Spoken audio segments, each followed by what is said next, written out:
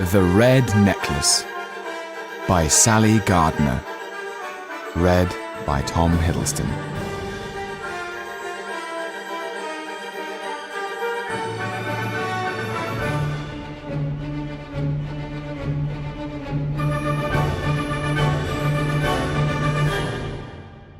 This is Paris.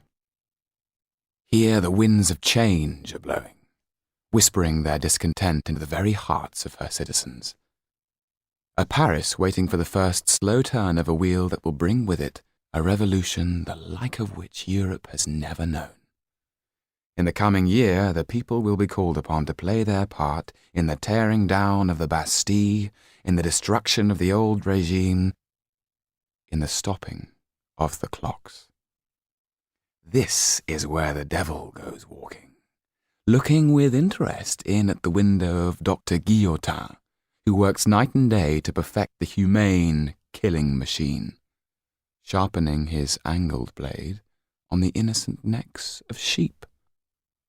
Little does the earnest doctor know that his new design will be centre stage, a bloody altarpiece in the drama that is about to unfold. But wait, not so fast. King Louis XVI and his queen, Marie Antoinette, are still outside Paris, at Versailles.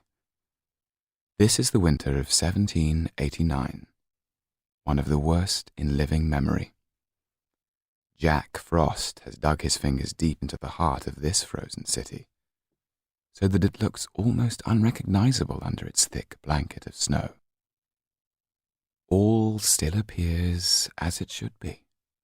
All has yet to break.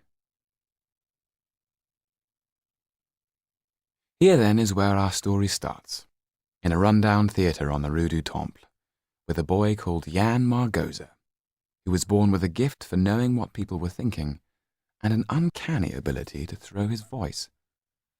Jan had a sharp, intelligent face, olive skin, a mop of jet black hair, and eyes dark as midnight, with 2 stars shining in them.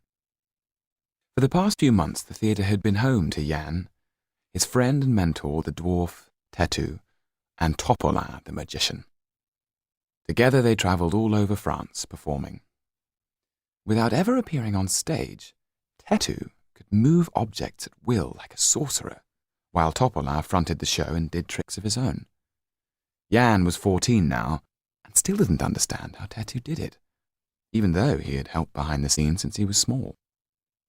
Tetu's age was anyone's guess, and as he would say, no one's business. He compensated for his size and his strange, high-pitched voice with a fierce intelligence.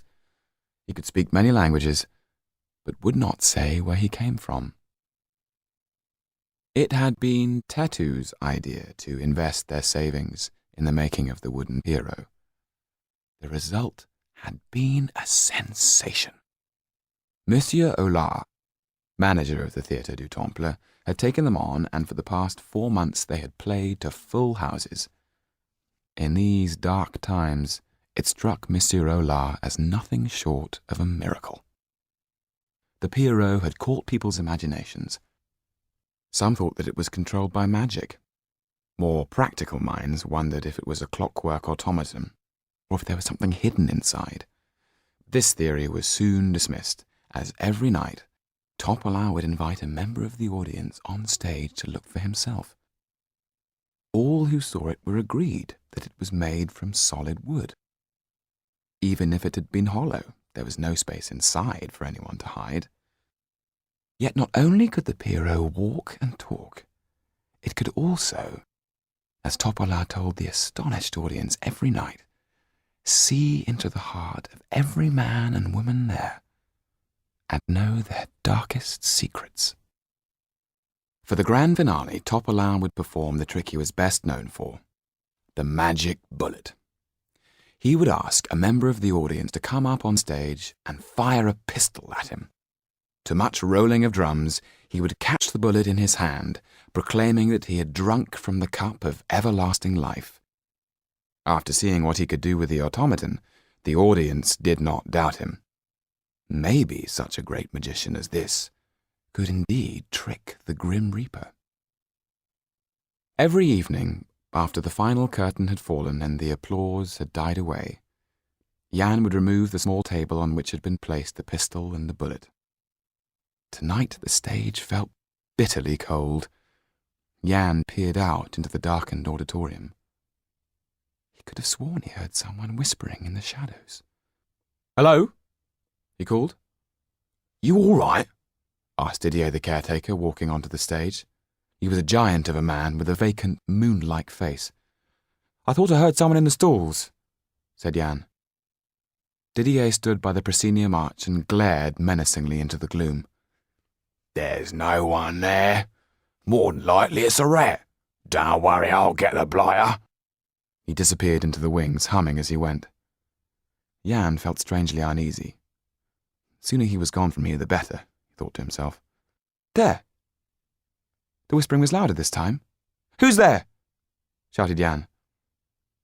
Then he heard a woman's soft voice, whispering to him in Romany, the language he and Tetu spoke privately together.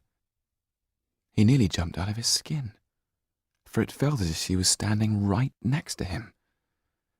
She was saying, "The devil's own is on your trail."